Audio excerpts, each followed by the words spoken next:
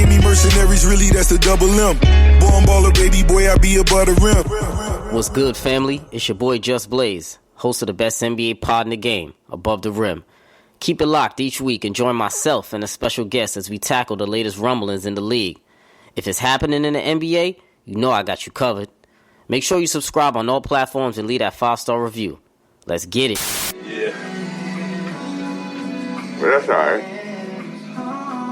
Let's see if all that trash talking starts when it's 0-0 instead of 5-6 point lead. That's where it starts. That's the sign of a good man. If you can talk shit when it's even score, or talk shit when you're behind score. When you're ahead, it's easy. Talk about it!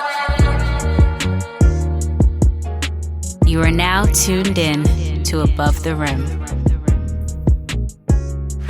Family, welcome back to another edition of Above the Rim. Brought to you, as always, it's your host, Justin, a.k.a. Just Blaze. Family, you know the drill. To get in contact with me, you can always hit me up or follow me on Twitter at JustBlaze_513. On IG, it's JustBlaze513. On Facebook, search Above the Rim Podcast. Email the show as well, Above the Rim NBA Podcast at gmail.com. Tap in and lead the family a voicemail. Call or talk about it, 9908-718-1592. Sending no voicemails, family. It's playoff time, and we got one today. That's what I'm talking about. Subscribe on all platforms. You already know the deal. Make sure you're hitting that YouTube page. Leave a review on iTunes if you bang with the show. Stock up on your merch, all that good stuff. Hoodies, tees, mugs. Support the family, man. Joining me this week, one of my homies out of the DMV. Very knowledgeable, brother. Got a dope sports pod. Make sure you go check it out. It's called The Urban Sports Scene. Wole, what's good, my brother? How you living? Welcome back. Man, it's a pleasure to be back, man. Pleasure to talk to you about, about basketball. I love talking basketball. That's my first love. So basketball is everything to me. Oh. And so I'm excited, man. I'm excited about it. Of course, bro. I definitely wanted to get you back on for the playoffs, man, because I love coming on your show. You always invite me on the show. We did an episode recently. We had to talk about our son Kwame. Kwame. The illest in Nebraska, Kwame. I know, man. Oh man. Yeah, we had a nice discussion about that. So we'll see. We'll see where Kwame goes with next up on this list of his endeavors and where he's taking this YouTube channel, man. Because oh yeah, for sure. Kwame got people, man. He got people now. Listen, man, the streets are listening to Kwame right now. I know. On a whole different tip, beyond basketball. This show is crazy. It's beyond ball for real. Like Kwame got an audience. It's crazy. I checked on his YouTube channel, right? I subscribed the other day. Man, got a lot of followers now, a lot of subscribers now. It got out of control, he's putting out vids every day, I feel like. I know, man. He going too hard, man. I ain't gonna lie. I love Kwame. He going a little too hard right there. I need my son to pump the brakes a little bit, bro. I know. I'm with you. Like, I was all spitting the Kwame joint. Like, yeah, go at him, Kwame. Yeah. Get him, Kwame. Now I'm like, hey, bro, you gotta chill a little bit. Like, now you do not every day. Like, give people wanting more, bro. Like, you don't gotta do it every day. Not every day. Once a week, maybe once every 2 weeks. Exactly. Kwame with the smoke or something. But come on, exactly, bro. It's like us doing a podcast every day. We ain't about that life. Come on, exactly. Bro. Chill out. Word up, man. Word up. So let's get straight into this playoff talk, bro. So what's copping a dropping time, man? Let's start off with a voicemail from the family to lead us into our first one.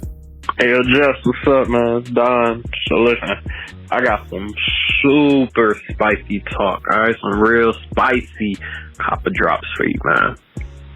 Copper drop. The Heat should move on from Jimmy Butler. I know that's a little early. That's why it's spicy. Let me know. And then also, even spicier, copper drop. JT, Jayson Tatum, owes nothing to the city of Boston and should get out of there as soon as he can. I know that's your boy. I feel like I would ask. Let me know, man. Shout out to my boy Don with the voicemail, man. So let's get into this, brother. So he brought up Jimmy Butler, Miami Heat. We got to talk about this, man. We got to start off the show talking about Jimmy and how the Heat got embarrassed, brother. They got embarrassed by the Bucks and got swept off the floor.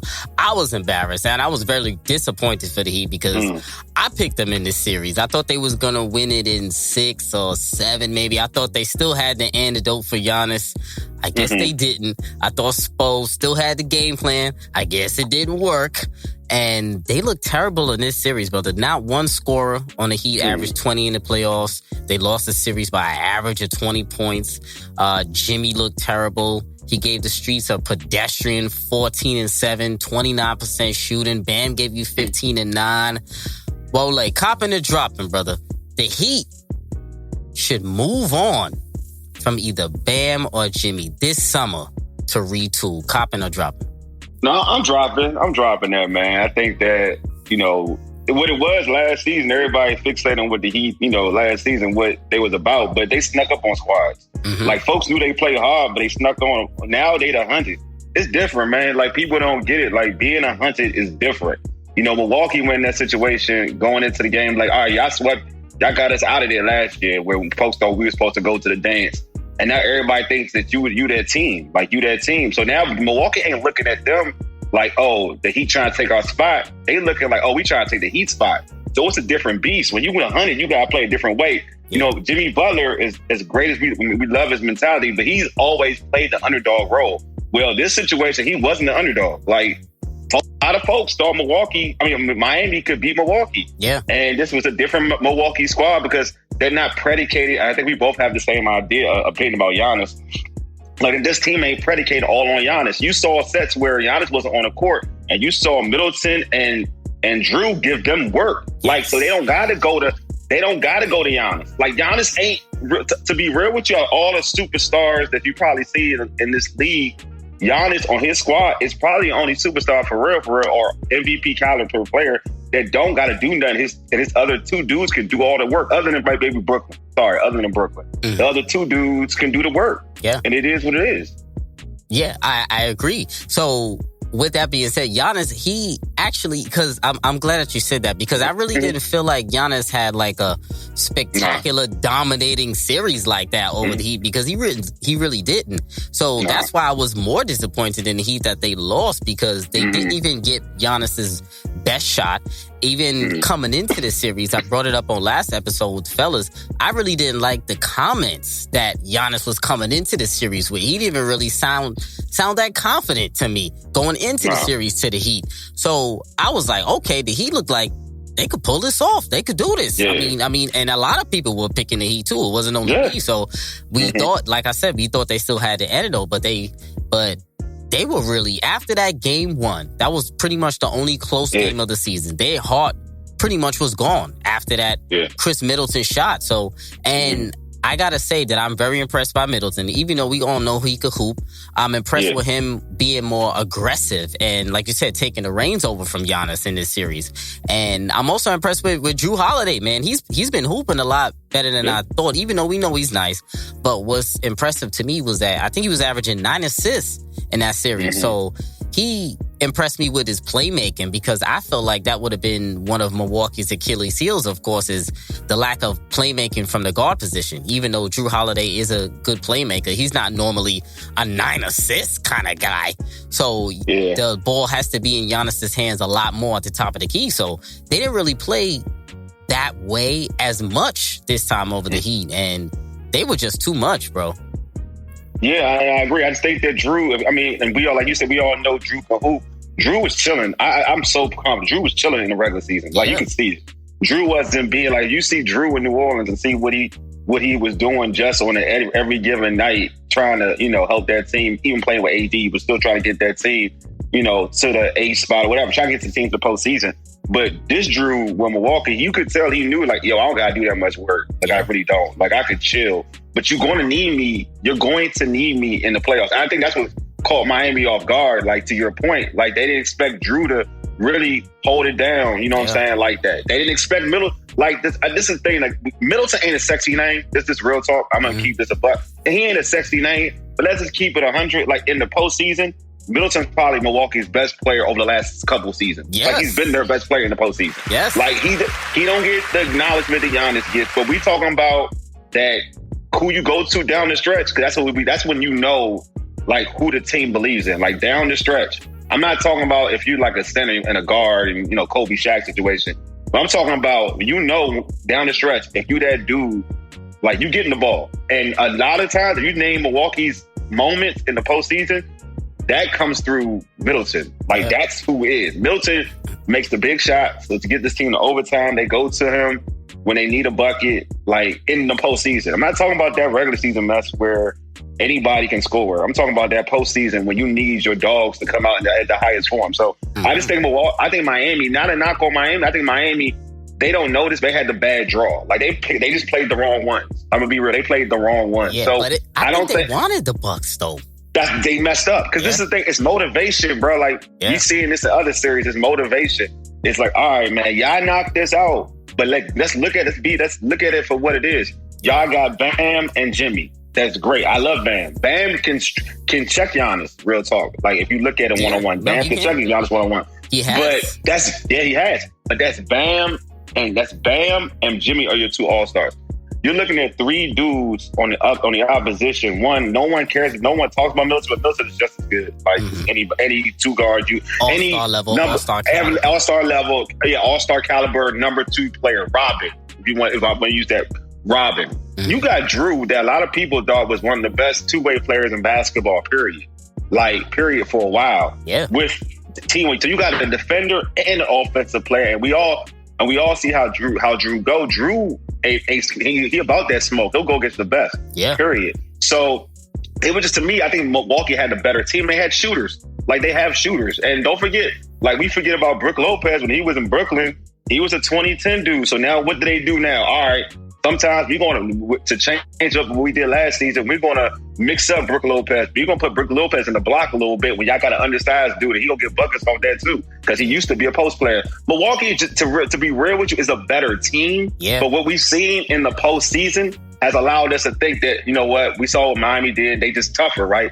Miami bring that tough style of ball. We just thought that Miami would give Milwaukee problems. But in the real sense of things, we got to give their coach credit. Like, they adjusted to their style of basketball. They were ready. But, also in the first game, though, I still felt like Milwaukee looked slightly shaky. I feel like I agree. Yeah, I agree. Because the Heat came out swinging. The Heat came out playing really well. And that overtime, I think that was overtime. Yeah, that overtime shot by Middleton, that shit really did something, I feel like, to the Heat, like, mentally. Like, we played this hard and we still lost. But I thought they would come back swinging, I guess, in the next game, and they came out and they laid an egg. So before we move on, really quick with Miami, they got 25 million cap space, it looks like, they can choose to use this summer. I believe if they get rid of Dragic or Iguodala, a couple of cap holes that they have. Jimmy has 2 years left. Bam just signed his deal. Do you feel like, really quick, should they keep the core, Jimmy and Bam, together, break them up? How do you think they can retool, or let Duncan Robinson go? Or you cool with them running it back? I think they should keep the two, Jimmy and Bam. They got to add another star. Like a scorer, like a real scorer who can create on his own. Oh, Debo. Do they sign Oladipo or what? Nah. I love Debo, man. He a Niger boy. He a Nigerian boy. He's from the area too. He's from the area. He's from PG County. Oh, you know what I'm saying? He's from the area. He's from the area too. Damn. But let him go, man. Sometimes it hurts me to say this, but sometimes when you look done, you look done. Yeah. And I hope he turns the corner. I hope he gets his bounce back and everything. But it didn't look good in Houston. It didn't look good what I saw in Miami a little bit. So yeah, I'm hoping for the best for him. I don't think he can come back and be no All-NBA caliber player, but I don't even think he can be an All-Star, and because the competition might be too stiff for him to do that. But he at least need to come back and give them 12 to 15 on a calm contract, not no max. Yeah. I agree. No, I agree, man. Definitely. I agree. So let's move on to Celtics and Nets real quick and talk about Jayson Tatum. Let's talk about my guy, JT. Jayson Tatum from the Celtics, who's having a solid series, but he's pretty overmatched in this series, averaging 30, but working hard for every bucket. Nobody on that Nets team can guard him. He's looking like an offensive machine, but another playoff exit is upon him. He's a young buck, so he's got plenty of years left. But so copping or dropping this tape, Wole. Jayson Tatum will leave Boston when his contract is up. Copping or dropping?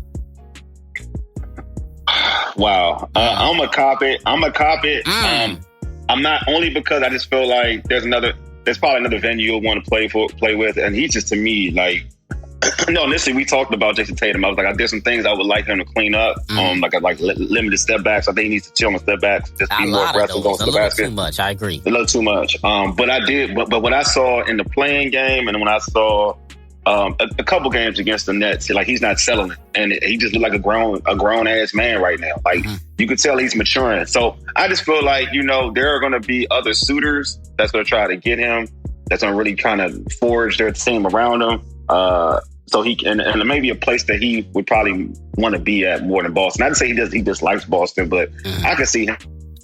I'm going to agree with you there. I can see him elsewhere. Yeah, I really could. Yeah, I'm copping that too, because I know he just signed one last year, I believe. I don't know if it was, I think it was last time he signed one. So I think it was a 4-year extension. So I know he has about 3 more years, like, permanent, until he can ask out or opt out or anything like that. Yeah. But I agree, man. I think he's definitely going to look at other suitors. I think when his contract is coming up, because I think he's probably going to feel like he gave them as many years as he could.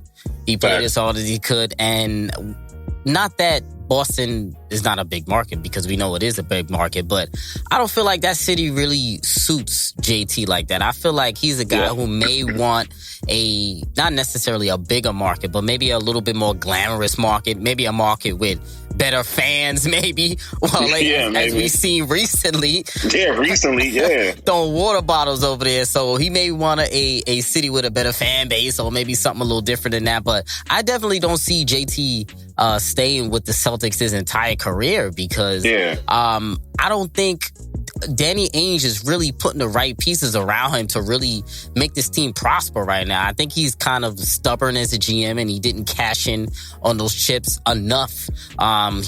He was supposed to get a center all year. He still didn't get another starting caliber center. Now he was ravaged with injuries. Spencer fiending to get Fournier and all these dudes that he didn't need, instead of actually getting the pieces that they really needed to see them progress, because I had high hopes for Boston this year. So I think JT will get frustrated in the next couple of years, because I don't really see them winning a championship with this particular roster in the next couple of years. So I would say yes, and I definitely see him looking for other pastures elsewhere in a couple of years, man. I ain't gonna lie. Yeah, I can see it. Just that, I just feel like it's not like everybody ain't Dame. You know what I'm saying? Like, it's different. People, like, I think you kind of look at a player of his talent, right? And him being that young as a player, like, all right, you ain't gonna stay with your first team. It sucks to say that, but I'm just keeping it. And I'm sure people it's rare. It rarely happens. You know what I'm saying? Like, I'm sure, like Boston fans, they probably adore this dude. Like, they have to. Like, the dude is a young phenom. Like, this dude is a beast. So I'm sure he has a lot of fans in Boston. Yeah. But at the end of the day, like, there's probably other places he could like him and Bradley Beal are super tight. You don't think down the road that him and Bradley Beal gonna link up? That to me is I know, right? That's something I was thinking about also. Listen, he might be looking over there. Those St. Louis boys, they want to link up. They want to link up. Yeah. So I don't know where, like, and it may not. It may be in the city. It may be in DC. It may not. It may be in Boston. But it may not even be in the area. You know what I'm saying? Yeah. I'm just saying. Yeah. We have him in the area. You know what I'm saying? So it's some places where, it's nothing against Boston. It's just that, him being that young, and to your point, unless Boston win like a chip, like, be real with you, that's the best way to keep them. Because I feel like if you don't win a chip, if you're a young player, you looking like on the low, you looking. Oh, like you that. looking. That's cute. Like, and your Asian is pushing you elsewhere too. Of course, let's not forget that. So that's also a factor. Yeah. Yes. So definitely for sure. Let's get into this series, my brother, because this is the series we've been waiting for. Of course, you know it, bro. You're a Laker guy. I'm rooting for the Suns. Lakers and Suns, the battle of the playoffs right here. The series that I care about the most. Series that I know you care about right now, too. So all right. let's get into it, man. We have 4 games in.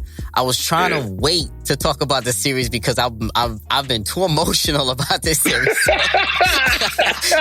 This series is like a damn emotional roller coaster for me, bro. Oh, man. I'm not gonna lie. So I'm like, damn, I can't get on the mic and be talking wild shit and be mad emotional. So I gotta wait. I gotta calm down. I need to bring somebody with me who's level-headed enough so I can calm down. So, yes. So let's talk about 4 games in. Phoenix won game 1. Yeah. Lakers won game 2, won game 3. Phoenix came back this Sunday, won game 4. A lot of drama in this series. My son CP3 got hurt.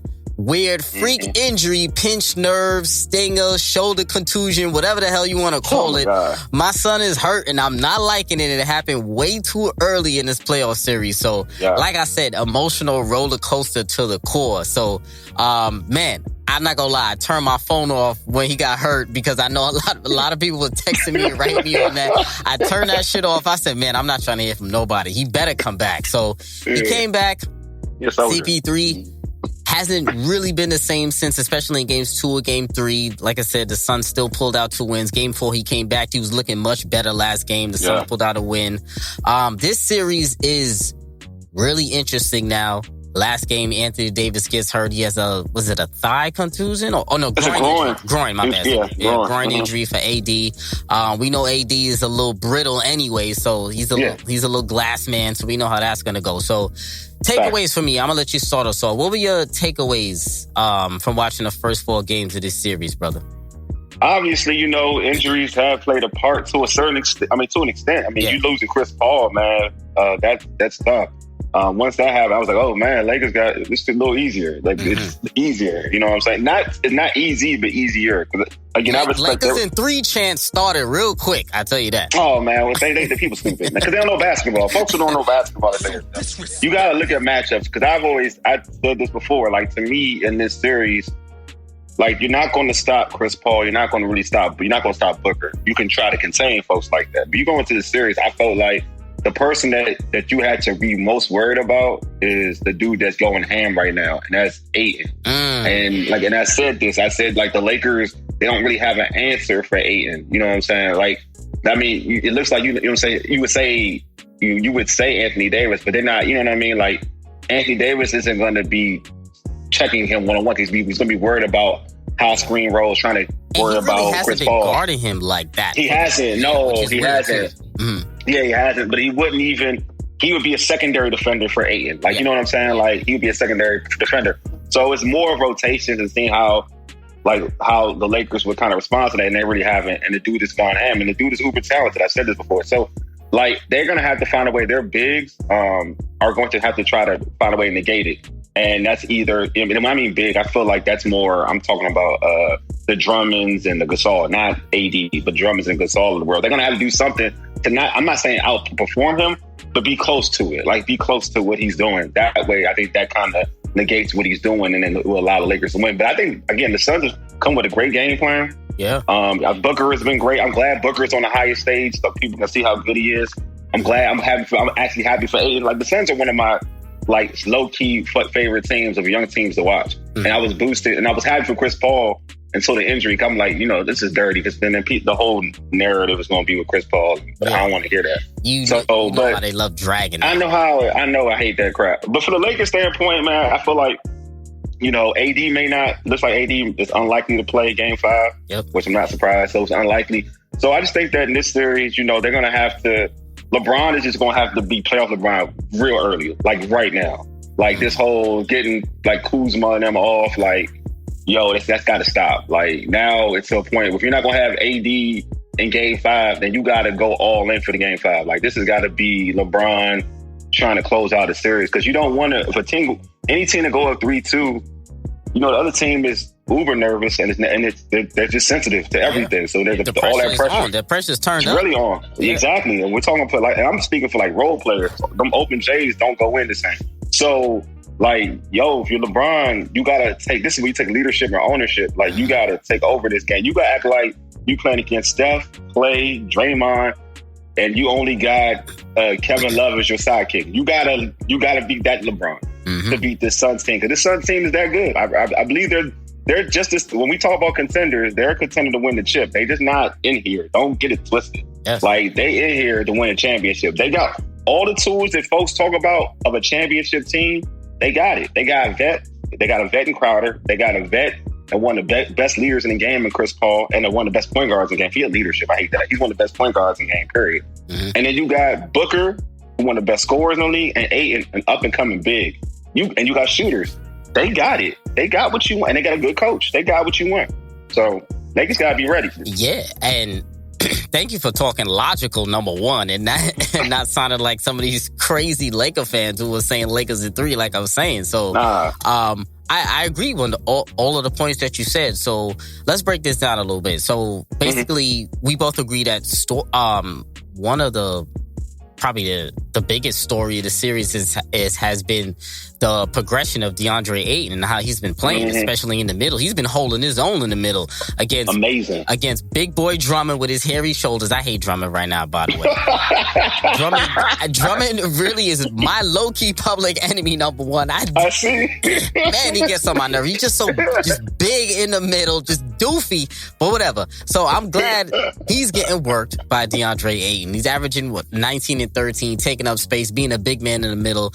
He's finishing his plays, finishing his passes, having great hands, and being a presence in the middle and actually being able to clean up the boards, which has been important. So I've been all along saying, everybody knows I had the Suns winning the series, healthy, no healthy, I don't care what it is. I already had the Suns winning the series before, but when I first went through the series and I was breaking it down, I had a couple of keys to the series. I had rebounding, turnovers, and key threes from these particular role players. So now that we're 4 games in, I'm looking at it right now.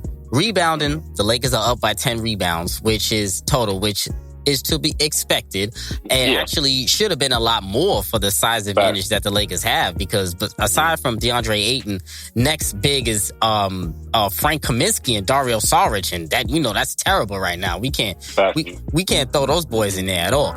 So Lakers up in rebounding, to be expected, but not getting blown out for the Suns in rebounding.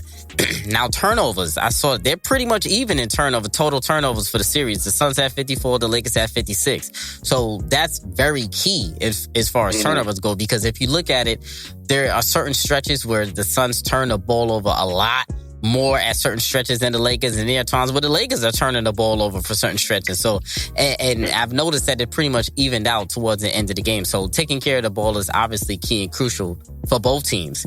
And after that, it was the key threes from the role players. So I said the premier matchup was how Jay Crowder, Cam Johnson, and Torrey Craig are going to do against Wes Matthews, Caruso, and Kuzma, to me. Those are my 3. So from Crowder, Cam Johnson, and Torrey Craig, 20 points total in the series. Per game in the series. And from Wes Matthews, Caruso, and Kuzma, only 16 per game from all 3. So that, to me, even though it's only 4 points, those 4 points are still crucial, because they can still be impact buckets. Because we look at Kuz, he's been nowhere in this series.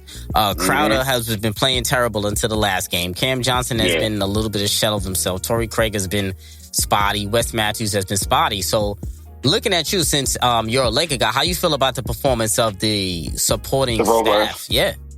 Yeah, I'm not the biggest fan of a lot of individuals, of the role players. I'll give Matthews credit. Matthews has played better. I wasn't a big fan of Matthews, as a signing, and he was definitely making me right during the regular season. But in the postseason, he's been better. He's a good defender. To me, if you're supposed to be a decent 3-point shooter, and LeBron is giving you, or AD is kicking it out to you, or wide open threes, and you're having issues with wide open threes, I have a big problem with that. These dudes are getting set threes. But now I feel like these dudes, like, Kuz got to step up. Like, it's cool. Like, what is Wiz? He look lost. It's like, to me, everybody, like, I have Laker fans, they be like, man, Kuz is, you be tripping, you be hating on Kuz. And I'm like, yo, like, understand this, man. Like, I like smart basketball players. Like, that's first and foremost. Like, people can be athletically gifted or whatever, but I like to think of myself as respecting the basketball savant. There's a reason why, like, I like LeBron. There's a reason why, I can appreciate I appreciate the greatness of Rajon Rondo. It's just what you have upstairs. Chris Paul, the reason why I love Chris Paul so much is because what you do upstairs.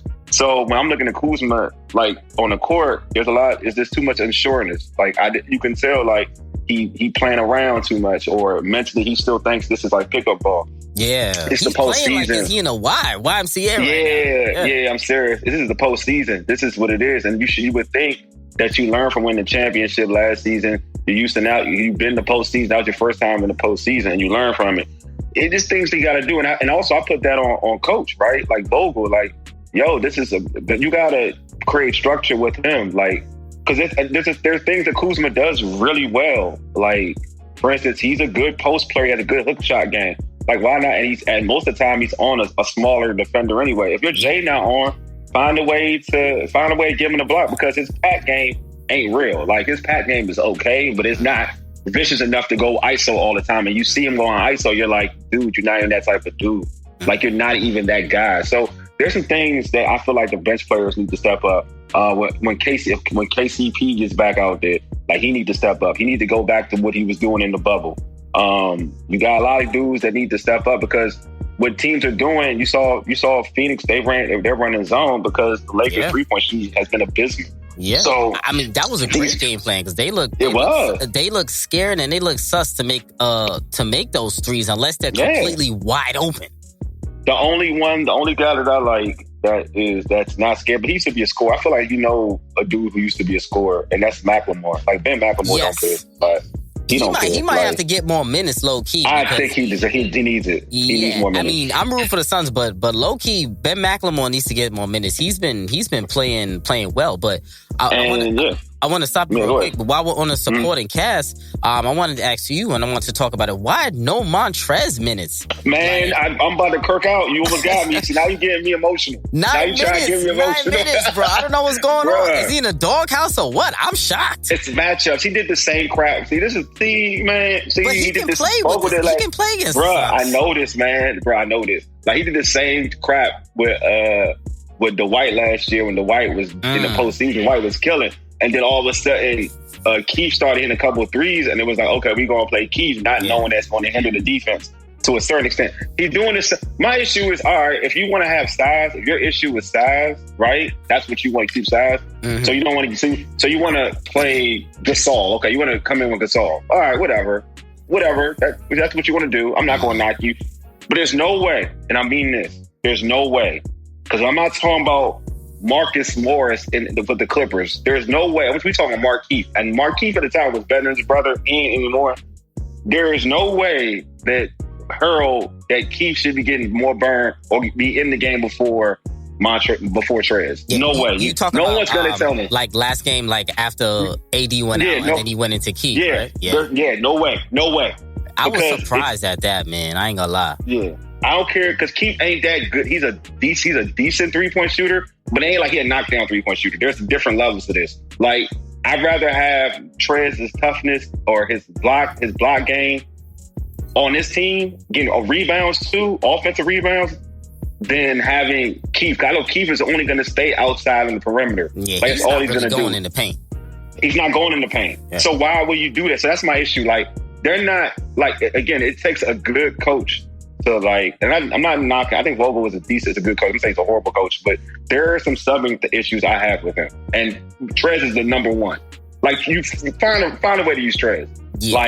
Yeah, for real. I think it's ridiculous, honestly, that he hasn't been playing Trez at all, because I do actually think that Trez would be beneficial for the Lakers in this series. Even in game, because he played a little bit in game one and he had a little bit of an impact. It's not like he was getting ran off the floor or nothing like that. Yeah. So, how Phoenix plays is that they're always going to try to isolate the guards against the opposing big, whatever big that's on the floor. That's just how they play. So they're going to be doing that to Montrez, whether it be Trez, whether it be Gasol, whether it be Drummond. That's the game plan to get those big boys off the floor. So out of those three, Trez, to me, has the best foot speed out of those three. To me, I feel like Trez struggles when he's guarding a bigger guy.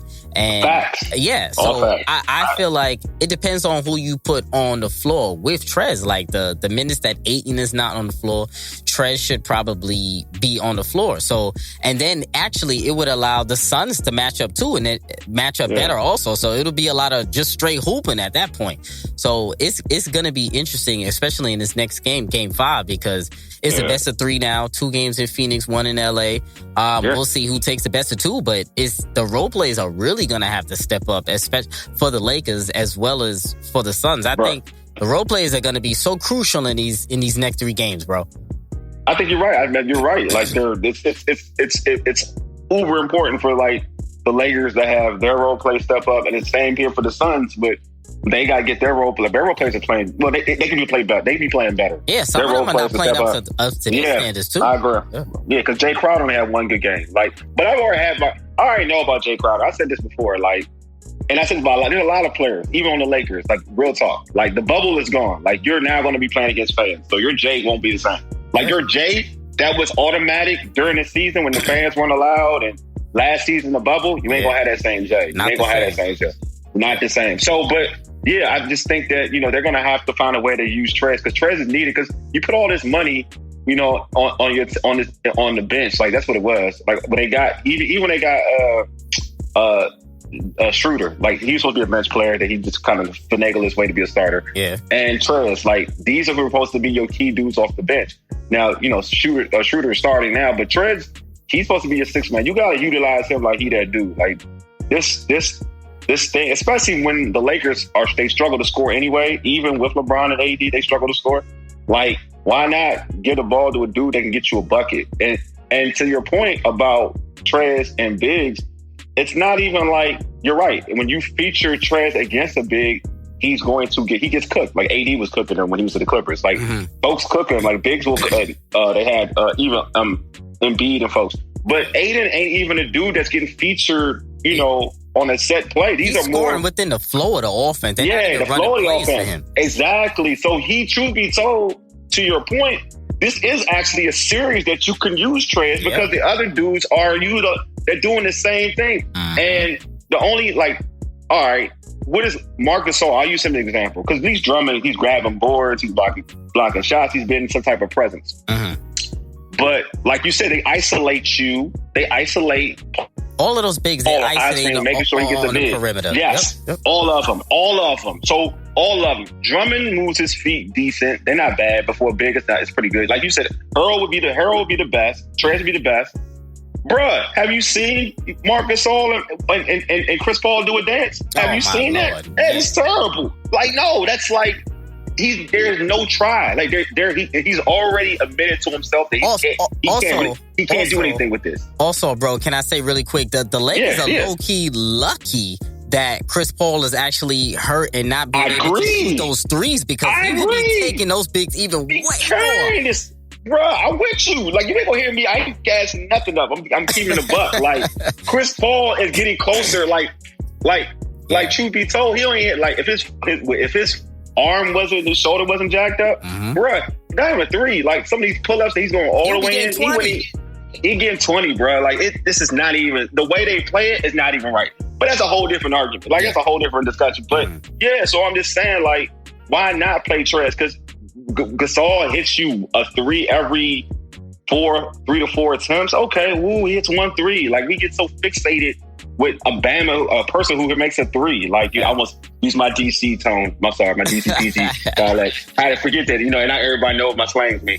But see what I'm saying? So I can't, but that's my issue. So I want Trez in there, man. I want Trez in there before Gasol. Like, I think Trez should be over Marc Gasol. I don't even think that's a big thing. Like, play him, because you're going to get the most out of Trez rather than what you're going to get out of Marc Gasol. You'll have more impact out of Trez. Yeah, we're definitely going to see. He's going to be, Game 5 to me is the most pivotal game. Oh, yeah, series. Definitely. So I think that's going to be uber important for both teams. It's going to be ridiculous. So I got the Lakers. I got the Suns in 7. I'm sure you got the Lakers, but do you have them in 6 or 7? Man, I'd be comfortable in 6, man. That's how. That's my goal. Like, I don't 7. I don't know these players built for 7, man. What you mean? Those are vets. No, I think. Hey, I think LeBron is built for it because he's experienced it. Well, he's got to show out next game, Game 5. Yeah, he got to show up. That's what I'm saying. Like, he got to treat. I'm being real. Like I don't think no fan of the team, and you got the lower seed. You should not feel good about going. I don't care who you are. You shouldn't be feeling good about a Game 7 and an opposing team's venue because you don't know. Yeah, anything can happen. I feel like anything can happen, but I feel like just you know what to get out of. I know Barkley said this, but I totally agree. Like you know what if your dude is that dude, you know what to expect from the stars. Like you do. Like, if they have a horrible game, then you just know, all right, then, bro, you just choke. That's on you. Like, you really choke. Yeah. But typically, like, your stars are going to give you what they typically give you. The percentages may be a little off, they're going to give you what they give you. So, I'm like, I need my role players to ball. So, you're darn right. I don't want it to go to 7. I want them to do this in 5. But LeBron, to your point, though, LeBron got to treat this like a Game 7. Like, LeBron got to treat it like a Game 7. Yo, that's who got treated. Yeah. That's who got treated. And, you know what I'm saying? Yeah, and I agree with you. He definitely has to treat it like a Game 7. But I think the Suns are going to be ready, man. I think CP3 going to have the troops ready. I think they're going to take LeBron's best punch. I think LeBron's going to have an exceptional game in Game 5. I think he is. But I do think the Suns are going to pull out a Game 5 just because I think the role players will play a little bit better with that home crowd. And low-key, Phoenix is rocking over there way more than the Staples Center. It's rocking, bro. All right. That's not a good comparison. Like that's a Hollywood crowd. That don't even count. Yo, bro, I grew up watching that team. I grew up watching that team, bro. Like I used to always. When I was watching Magic Johnson, I used to be like, yo, we don't never get nobody here, man. Everybody be there late, too. They get the games late. Bro. And I was like, yo, y'all get hyped. It's weird, dog. And you can't watch. I'm serious. Like, because I was just watching when the NBA was on NBC. Yeah. And I'd be like, yo, they would go to a New York game, the Knicks, right? And you already know how the Knicks, the Garden beat. It's a whole different beast. And then they would go to a Lakers game. And I'd be like, yo, don't do that. Like, this is trash. Yeah, especially in those early matinee games. The Lakers play horrible in those early games, and the fans be horrible in those early games. So they horrible. Early games for the Suns. I'll take it. Word up. Oh, you know it. Word up. So let's move on to the next series, the Knicks and Hawks. We got to talk about one of the loudest series of the playoffs. Is the Knicks and Hawks. The Knicks, down 3-1. Interesting turn of events. A lot of people had this probably going 7, or I think it would have been 2-2 right now. And the Hawks have, listen, man, flat out, they have just been the better team. The Knicks have no answer for the Hawks, especially when the Hawks have the ball. If they hope to find one, they got to do it fast because it's win or go home in the next game for the Knicks. And they got no answer for Trae Young on the ball. Listen, that man is penetrating through the lane, kicking out to his shooters. John Collins getting easy shots. Clint Capella getting easy lobs. Bogdanovich is hoping. Lou Will is coming off the bench, giving some quality penetration, quality minutes. Gallinari is hitting his threes. Listen, DeAndre Hunter is playing pretty good defense for the Hawks. Listen, man, I had the Knicks winning this series because I thought they were a much more dominant defensive team.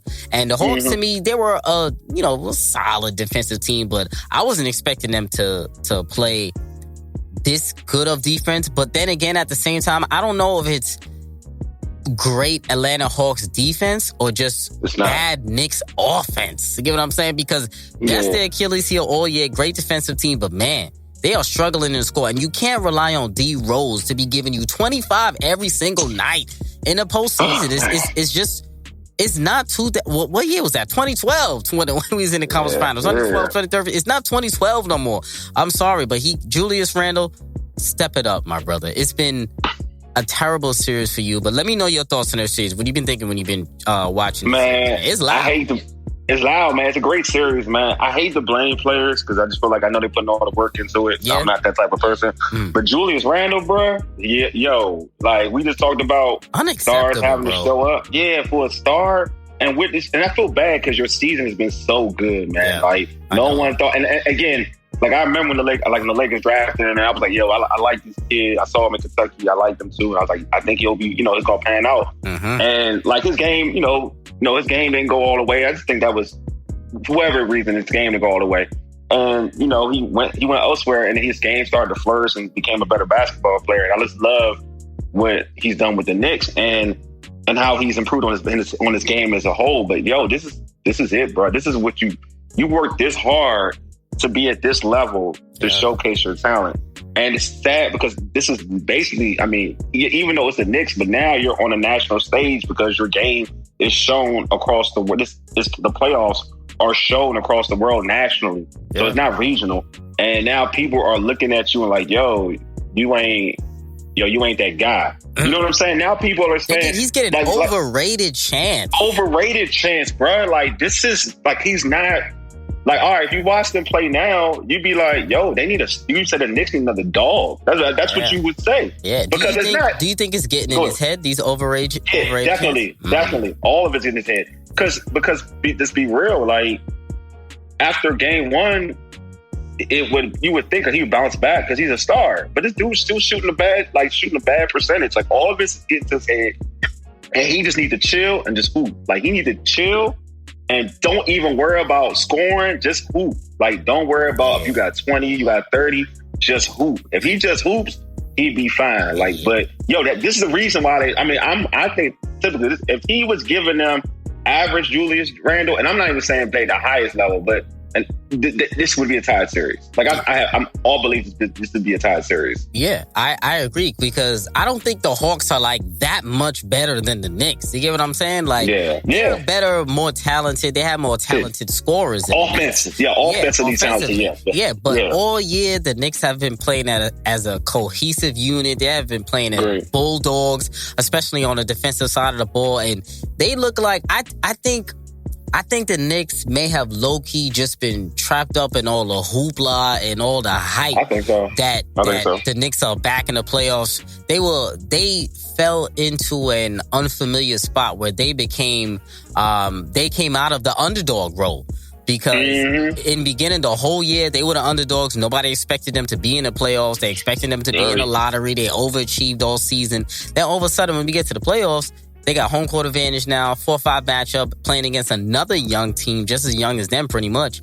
And they're now expected to win. And I think they had the crowd. It was just too much going on. I think they forgot the fundamentals and playing how they play basketball. And I think I agree with you that the fans and whatever is in Julius Randle's head right now, because he's not even taking the normal shots that he always takes. He's still taking those high post jumpers, those mid ranges that he doesn't need to be taking with a hand or two in his face, and he's not really backing down his opponent, getting into the middle. So he's not taking comfortable shots. So I don't think it's necessarily so much that the Hawks are really like shutting him down. I just think that he's just not playing smart. And they just relying on D Rose to create everything. And you can't go from being a sixth man to now being the superstar of a playoff series where you're running everything through you. That's a little crazy now. It is. I mean, I'm happy D Rose, because I keep telling folks this is what happens when you work in your game when injuries happen, and this is what it is. Like, D Rose is the dude that you're going to show anybody, like, oh, yeah, it can get better. Like, you won't have to be set at this particular point in your game. Like, because what he's doing, he's still athletic to a certain extent. Don't get it twisted. But what he's doing is crazy. Like, it's crazy vicious is what he's doing. He's hooping, man. Like, teardrop, he still got that shit down. He got that teardrop down pat, man. Yeah, mid-range J on point, like, and he was already unguardable on the high screen anyway. And then he added the mid-range, and this is without being athletic. Like, jumping out the gym, like he's just a hard cover, especially on the high. You put on and you try and get that switch with a big. There's nothing you can really do with that. But man, like, it's really on Julius Randle. Like, he needs to step up, because, like, to your point, like, Atlanta, if we looking at, like, a lot of us get fixated on offense, right? So we look at Atlanta's offense, like, skill. We're gonna be like, yo, they got some dogs. Like, they got some hoopers. They got like, some shooters. They got some shooters. Like, Bogdanovich ain't even, like, if you watched the rookie All-Star game years ago when he was in it, I think he was MVP. Like, Bogdanovich got skill. He's not even just a shooter. You know what I'm saying? Like, they got dudes. I mean, Herder, like, he's a 3-point shooter for man.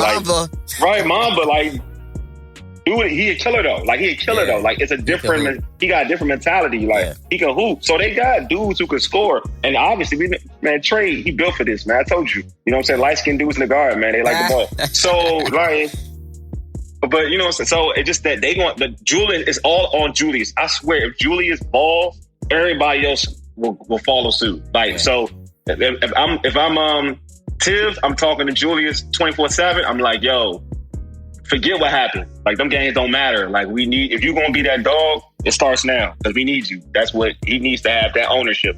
Yeah, definitely. Because it's on him. It's on him. Yeah, I agree. So do you have the Knicks winning Game 5, or you think it's a wrap now?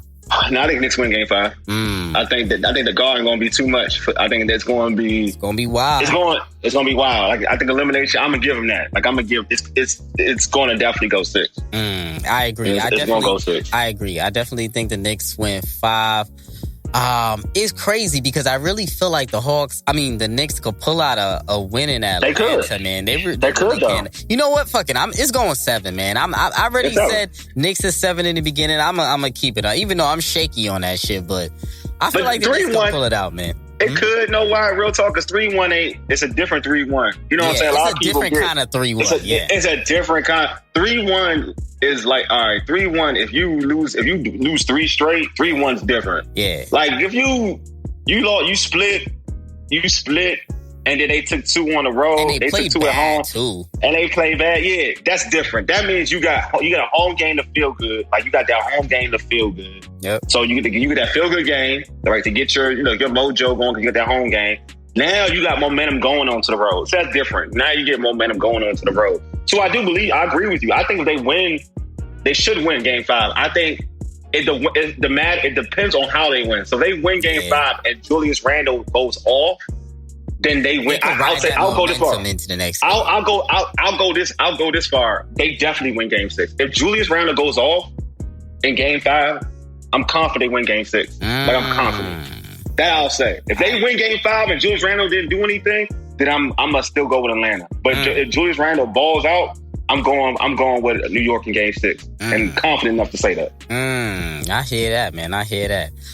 Clippers and Mavs. Let's talk about that. Ooh, I love that series. Ooh, this is an interesting series. A wild series. It's not getting enough. I feel like the coverage that this type of series would normally get, because there've been so many other series. But a wild one, man. The Clippers dropped the first 2 at home, which is crazy. Everybody was saying it's a wrap for them, making fun of the Clippers. Pandemic P shit started again. All of that wildness trying to play the Clippers. But then they went into Dallas. They bounced back. They won the next 2. Kawhi played great. PG played great. Kawhi's averaging 33 and 8 in the series. PG 25 and 8. Luka giving you 33 and 8. Tim Hardaway Jr., my key to the series, is putting in 16. I feel like he's been playing excellent.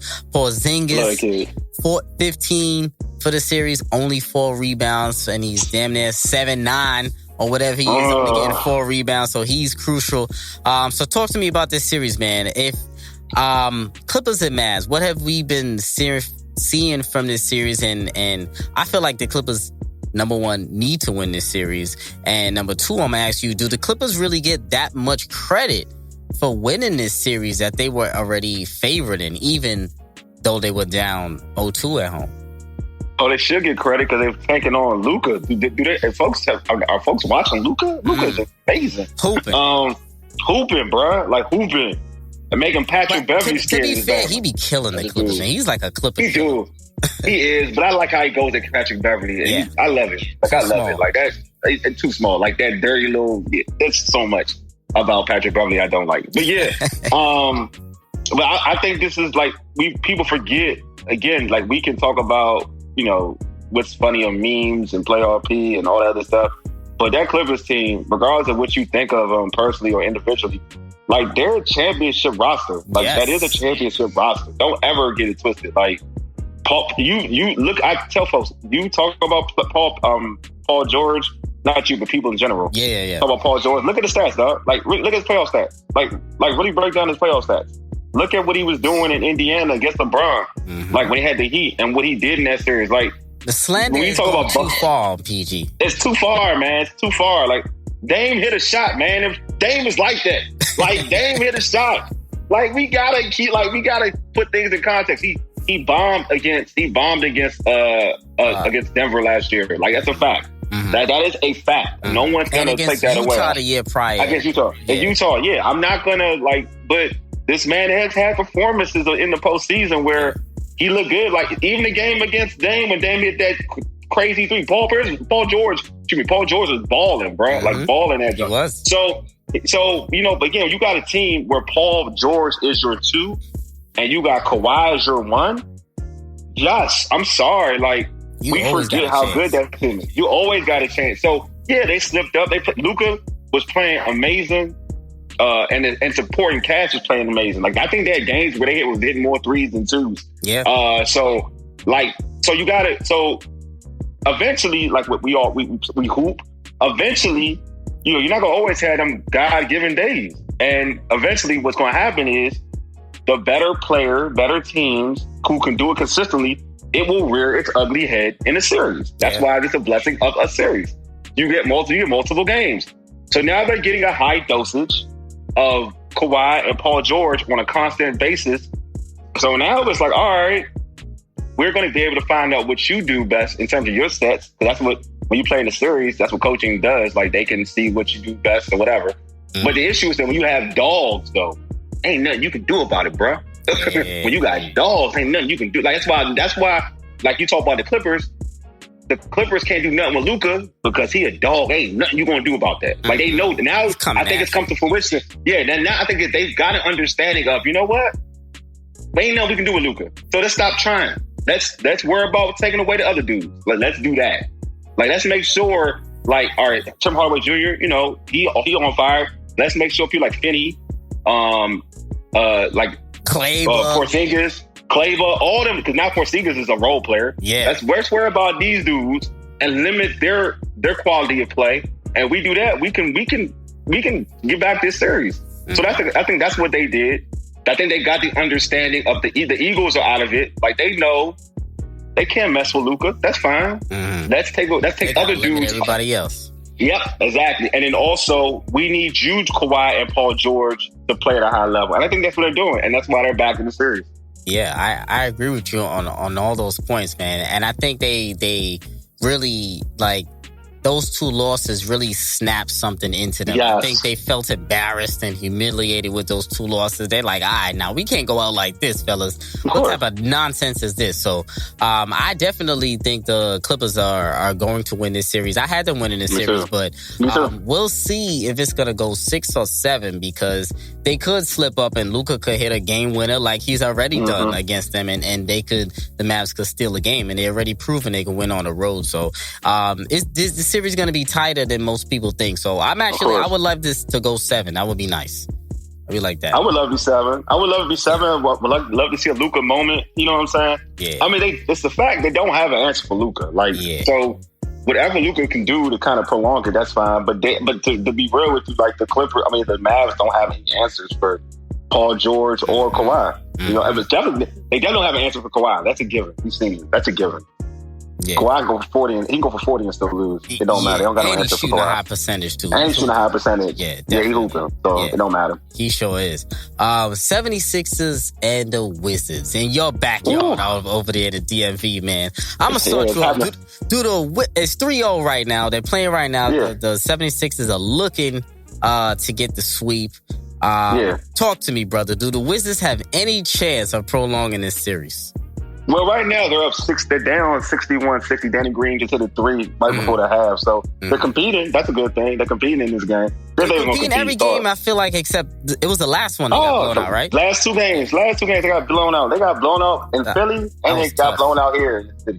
So they getting blown out. I mean, it happens. That's what I mean. They're HD. Yeah, like, it is what it is. You know, you're playing legitimately like a team that should be good. That has a great chance to get to the NBA Finals. So. But yeah, I just feel like they don't have a chance. I said this. I said it before, but you know what I'm saying. They don't have a chance, but I do think it's a good sign that they're showing some fight. You know what I mean? And maybe they can pull this one out. Because I thought they'd get blown out. Yeah. It's just that when the Sixers present, I mean, the Wizards are poorly coached. That's one argument. Oh my God, Scotty Brooks, he gotta go, man. Move on. He gotta go, bro. Already, man. This coach is available. Come on, DC, do the right thing. Do the right thing. Because I'm watching this.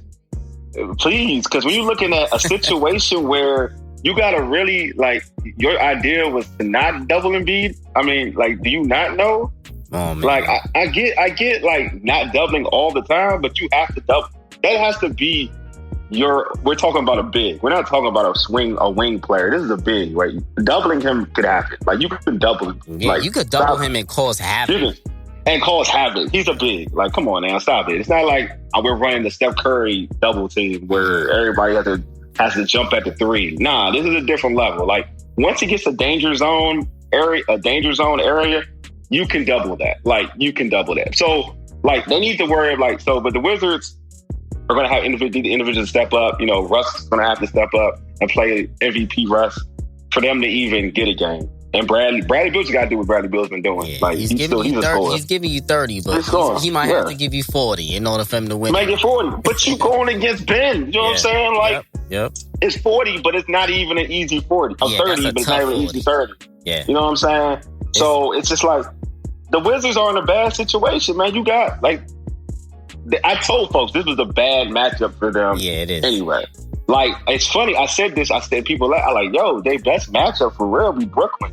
Like, they will give Brooklyn some run. Twice in the regular season. Yeah, they give Brooklyn some run. But the problem with Philly is that they provide so many issues when you're a poor defensive team. You know what I'm saying? Like, the Wizards are a poor defensive team.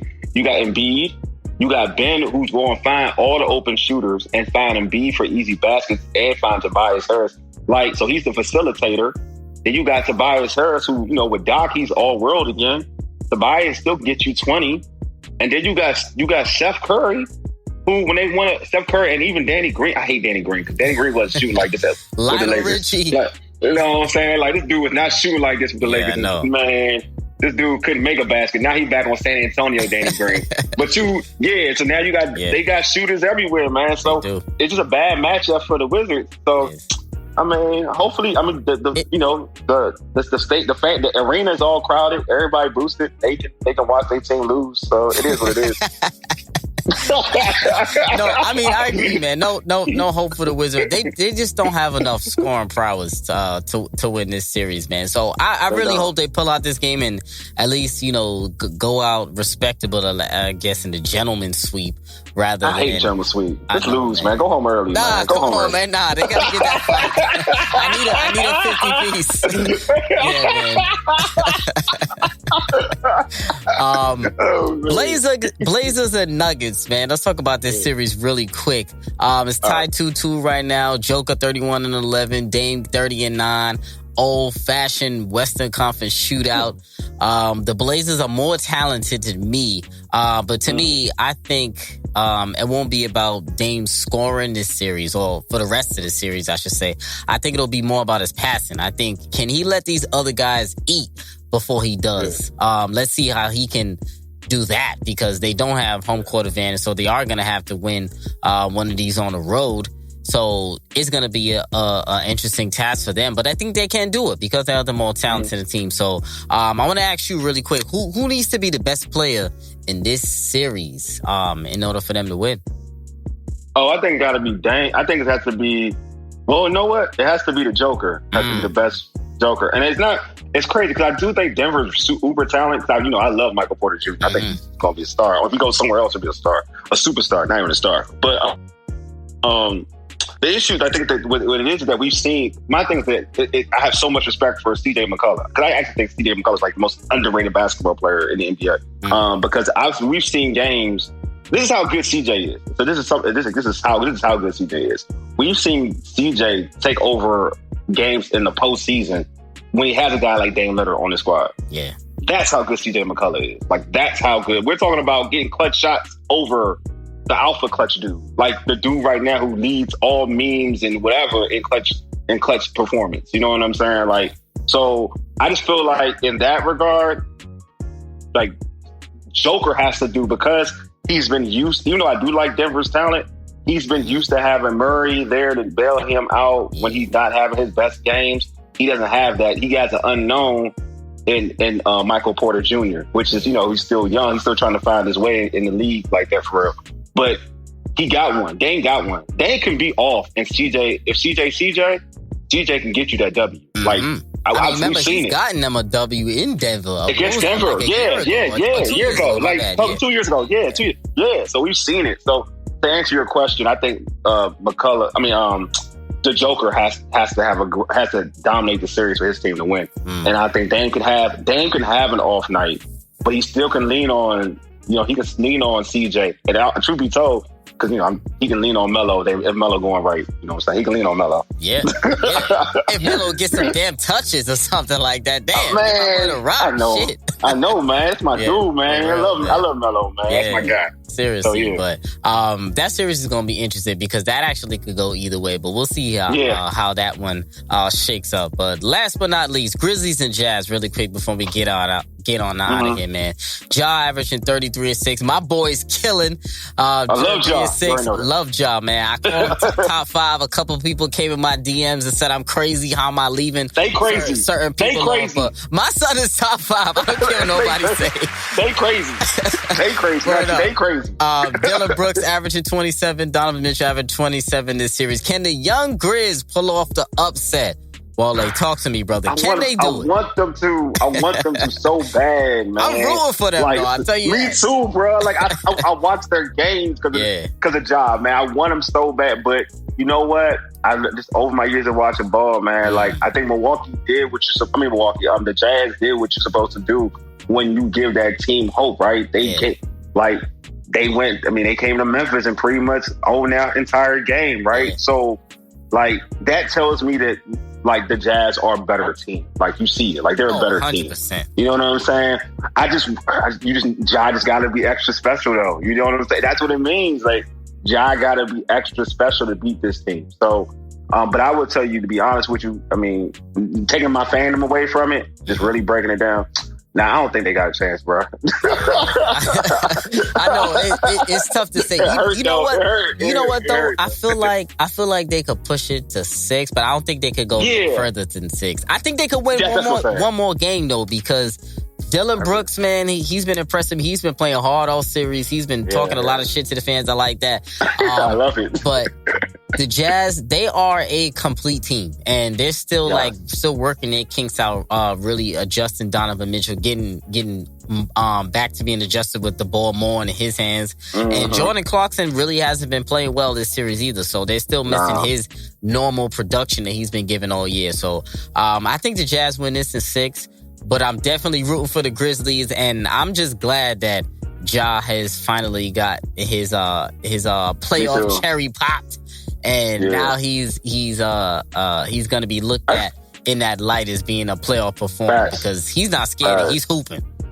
And with Noah, happy to your point though. Like, I'm glad that because people don't watch Memphis, they don't get a chance to see him. Yeah. Unless you a basketball fan, you don't get a chance. Like, you got the package, the basketball package, or whatever, and you don't get to see Ja like that. I'm just glad it's the same thing I was talking about Devin Booker. I'm just glad they get in the national spotlight, man, because. Ja, to me, we talk about Zion a lot. I think people talk about, I get it, because, he dunks. He's a beast. I mean, I'm not knocking Zion. Zion a beast. But just like how we talk about Chris Paul, we talk about some of these great point guards that we've seen that uplift the whole team. Like, people forget when Ja got drafted, like, Memphis the year before was horrible. Yeah. Like, horrible. Ja got there last year and almost got them to the postseason last year, right? This year, he gets them to the postseason. It's just that, to me, Ja is the type of talent that when we talk about basketball players, we knock other basketball players for it. Ja does it. Ja ain't going for the overly gaudy stats. But you know what? Ja, he's balling, and he makes your team better. Like, he's playing smart basketball now, man. He's small basketball. Yeah. Exactly. And you can't tell me that Ja, you can name other players that you take Ja away from Memphis, they ain't the same team. They're players that we've seen that we like. And you be like, yo, you take them away. They can win a couple games. Like, they can go on a nice during where they winning basketball games. You can't say the same thing when you take Ja away from that Grizzlies team. He's a different animal. Yeah. He's a different animal, man. Yes. I agree. And I think this playoffs has been a huge boost for him and his game's maturation level. So I'm definitely excited to watch the rest of that playoffs that was game 4 tonight. So a lot of playoff basketball to be happening, man. I had to do this intermission episode and see if there's panic or patience or some of the fans or some of these certain teams. Because this is going to be interesting, man. This week, the first round is pretty much going to be a wrap by the end of this week. So we'll see how it goes, man. Because some heads might be rolling, man. Especially if the Suns take it, it's gonna be interesting. If the Knicks could come back, it's gonna be wild. You know I'm gonna be talking my shit, brother. Don't let the Suns win the series, dog. Don't let you should, dude. Look, you should. Because you know what? If they don't win, I already know how I'm already acting halfway anyway. I already told folks, man. Folks who've been talking. Yeah. Like reckless talking. You good. We do our natural bet. You good. Yeah, so I'm talking about different folks who do some reckless. I'm talking about hate talk. That's different. Like hate talk. Yeah. Some people just want people to fail and lose and shit. Yeah. Oh, I got them. They on mine. They on my book. I got them. they ain't nowhere to hide because they at me when it happens. So they ain't nowhere to hide. Like I think receipt. One thing you want, folks want. I hold receipts thoroughly. Like my receipts are real. Like they're real. Mm-hmm. So they register. They register nicely. Once they come back out, they.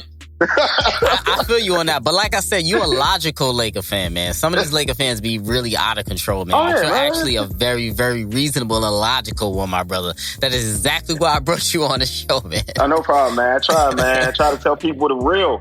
Like I try to, when we talking ball, bro. Like this is what it gotta is. Be objective, man. People be wild, man, for real. Yeah, man. Appreciate you joining me once again, Wole, my brother. It's always a pleasure bringing you on, bro. Always, man. Yeah. Always, man. For sure. And we definitely going to get you back before the playoffs is done again. And definitely, if you ever need me on your show, it's always one love, brother. Let me know. Oh, man. Sure. Definitely. Yeah, for sure. So, family, it's episode 153.